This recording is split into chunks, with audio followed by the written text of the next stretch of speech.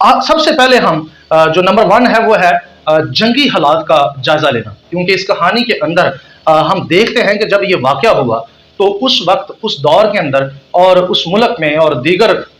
ممالک کے اندر اس سال کے اندر بادشاہ جنگ کرنے نکلتے تھے۔ اب بنی اسرائیل جنگ پر نکلی ہوئی اور حتی اوریا بھی جنگ پر جا رہا ہے۔ عزیزو، آج میں جس کتاب سے مواد کو لوں گا یا جو اس کا سورس ہے وہ ہے بائبل، اور دوسرا ہے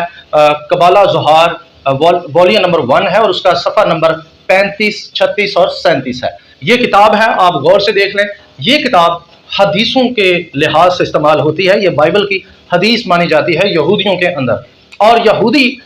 اس کہانی کی تفسیر یا اس کی تشریح یا اس کی وضاحت کیسے کرتے ہیں وہ آج میں آپ کو بتانے والا ہوں۔ سب سے پہلے نمبر 1، جنگی حالات۔ بائبل مقدس میں لکھا ہے کہ حتی اوریا اس جنگ کا حصہ ہے، اور اس جنگ میں وہ جب جاتا ہے تو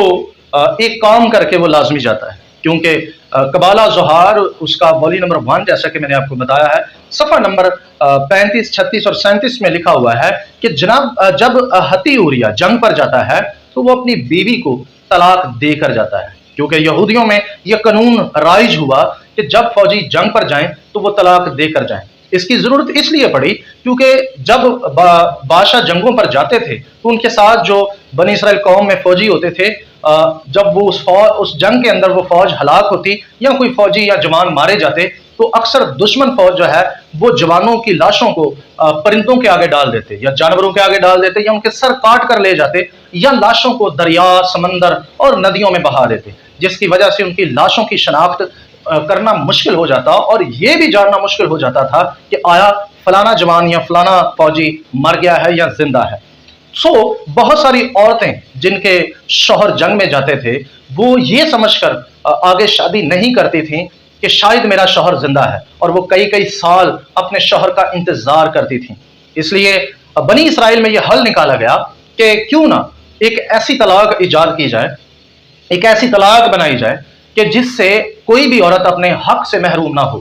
اس لیے انہوں نے ایک طریقہ نکالا، انہوں نے ایک طلاق ایک ایگریمنٹ کے تحت جو ہے وہ جاری کی